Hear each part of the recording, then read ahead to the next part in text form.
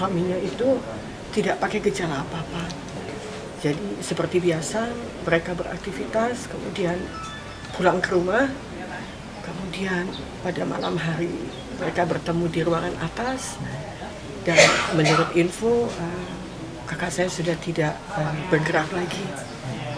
Artinya dengan cepat koordinasi akhirnya dibawalah ke rumah sakit Premier Bintaro untuk mendapatkan kepastian apakah memang sudah terjadi kematian atau tidak, untuk keluar surat kematian begitu. Sudah begitu saja. Mungkin untuk almarhumah kakak saya mungkin sudah lepas dari semua urusan duniawi, tapi yang saya lihat Ikang dan anak-anak yang perlu untuk dikuatkan, karena memang kepergiannya itu tanpa sakit, kemudian juga tanpa ada tanda apapun juga gitu. Jadi saya pikir mungkin ini sesuatu yang sifatnya sangat cepat kondisinya. Artinya meninggalnya di rumah ya Tante? Meninggalnya kalau dilihat sih sudah tidak bergerak, menurut keluarga itu sudah di rumah. Cuman untuk memanggil dokter ke rumah itu di tengah hari itu sepertinya tidak mungkin. Jadi mereka harus bawa ke rumah sakit untuk memastikan kondisi terakhirnya seperti apa. Perkiraan jam berapa? Jam 00.43 WIB. Itu tanggal 2 Oktober. Berdekatan sebentar lagi ulang tahunnya Ica yang keberapa dia, tahun 62, jadi artinya ke 63 tahun gitu. 62 tahun ya. 62 tahun ya wafatnya. Sebelumnya mungkin ada keluhan? Tidak ada. Sama sekali tidak ada. Riwayat penyakit pun tidak ada. Tidak ada.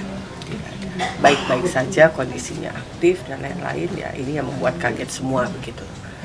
Jadi saya pikir mungkin ini yang dinamakan dengan ajal. Jadi ajal kapanpun bisa menjemput seseorang, baik melalui sakit maupun dalam keadaan sehat, dia bisa panggil ketemu dengan Sang Pencipta. Sekarang kondisi Mas Ikang sendiri dan anak-anak seperti apa? Ikang yang sangat erat. Jadi kayaknya harus disupport Ikang, harus ditemenin, adik-adiknya harus menemani supaya kuat melewati kondisi. Ada pertanda nggak Tan sebelum Tidak ada sama sekali tidak ada Pak. Tidak ada tanda. Mungkin selama hidupnya mungkin ada kepinginan apa yang belum tercapai mungkin? Kayaknya semua dalam hidupnya Ica sudah dapat ya, semua urusan semuanya sepertinya sudah. Tapi ya mungkin namanya manusia tetap ada upaya dalam menjalankan kehidupannya seperti itu. Tapi saya pikir itu lumrah lah menjadi manusia. Tapi pada dasarnya semua sudah terpenuhi. Rencana pemakaman Pemakaman masih antara dua, apakah ini pada asyar atau pada zuhur. Karena kalau Ikang mintanya sih itu pada asyar supaya masih bisa berdekatan dengan istrinya. Tapi kami menyarankan kalau bisa pada zuhur disolatkan di masjid dekat rumah, kemudian setelah itu bisa langsung dimakamkan. Tapi semua keputusan ada di Ikang, karena dia adalah orang yang paling dekat dalam hidup kakak saya. Tapi pihak keluarga ada yang dari luar kota kah? Oh tidak ada. Semua tidak ada. Semua kumpul di situ semuanya. Untuk tahlilan tentu? Kalau terakhir beritanya hari pertama, kedua, ketiga, kemudian ke-7 dan 40 hari.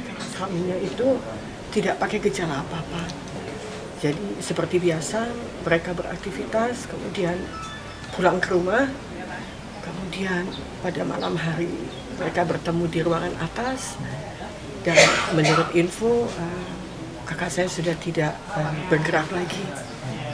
Artinya dengan cepat koordinasi akhirnya dibawalah ke rumah sakit Premier Bintaro untuk mendapatkan kepastian apakah memang sudah terjadi kematian atau tidak, untuk keluar surat kematian begitu. Sudah begitu saja.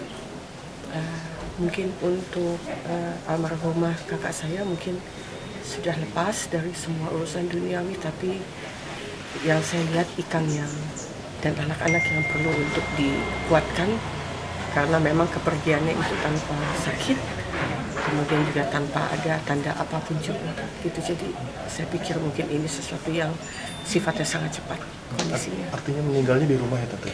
Meninggalnya kalau dilihat sih sudah tidak bergerak, menurut keluarga itu sudah di rumah. Cuman untuk memanggil dokter ke rumah itu di tengah hari itu sepertinya tidak mungkin. Jadi mereka harus bawa ke rumah sakit untuk memastikan kondisi terakhirnya seperti apa. Perkiraan jam berapa? Jam 00.43 WIB, itu tanggal 2 Oktober. Berdekatan sebentar lagi ulang tahunnya Ica yang keberapa dia, tahun 62, jadi artinya ke 63 tahun gitu. 62 tahun ya. 62 tahun ya wafatnya. 62 tahun. Sebelumnya mungkin ada keluhan? Tidak ada. Sama sekali tidak ada ya? Riwayat penyakit pun tidak Tidak ada? ada.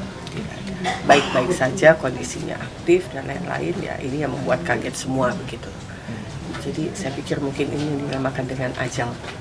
Jadi ajal kapanpun bisa menjemput seseorang, baik melalui sakit maupun dalam keadaan sehat, dia bisa panggil ketemu dengan Sang Pencipta.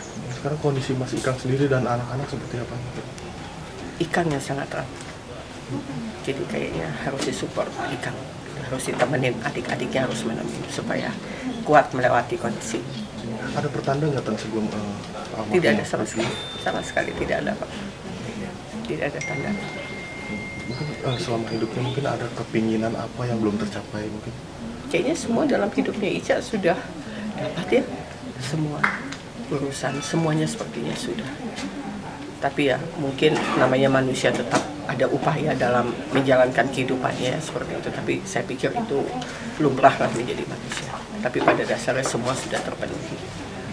Rencana pemakaman hari Pemakaman masih antara dua, apakah ini pada asyar atau pada zuhur. Karena kalau Ikang mintanya sih itu pada asyar supaya masih bisa berdekatan dengan istrinya. Tapi kami menyarankan kalau bisa pada zuhur disolatkan di masjid dekat rumah, kemudian setelah itu bisa langsung dimakamkan. Tapi semua keputusan ada di Ikang, karena dia adalah orang yang paling dekat dalam hidup kakak saya. pihak keluarga ada yang dari luar kota kah? Oh tidak ada. Semua Tidak ada, semua kumpul di sini semuanya. Untuk tahlilan tadi? Kalau terakhir beritanya hari pertama, kedua, ketiga, kemudian ke-7 dan 40 hari. Suaminya itu tidak pakai gejala apa-apa. Jadi seperti biasa mereka beraktivitas, kemudian pulang ke rumah, kemudian pada malam hari mereka bertemu di ruangan atas, dan menurut info kakak saya sudah tidak bergerak lagi. Artinya dengan cepat koordinasi akhirnya dibawalah ke rumah sakit.